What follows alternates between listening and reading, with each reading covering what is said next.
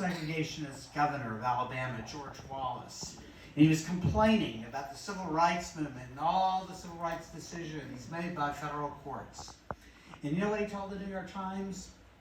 He said the state of Alabama, what the country needed, what the state needed was, quote, a few first-class funerals and some political funerals too.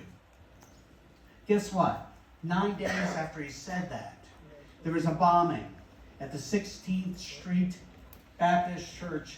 4 children, 4 little girls, who were in a Sunday school class listening to a lesson called The Love That Forgives, died.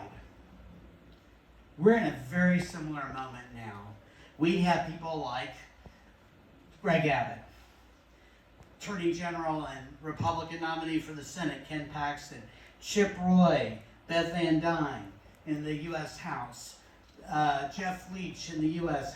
or the Texas House. And they're using language like Wallace did in a more subtle way.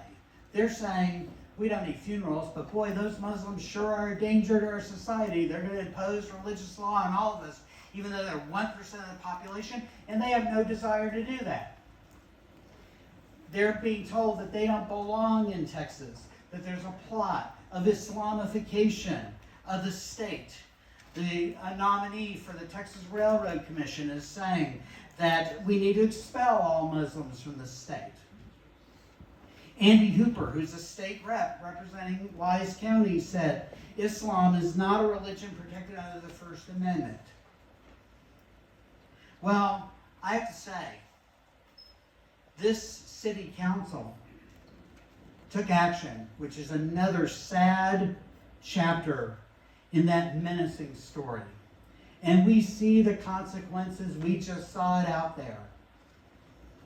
One man was able to shout down a peaceful gathering, a press conference, trying to explain our viewpoints about what the city council did, and no one could hear what we were saying.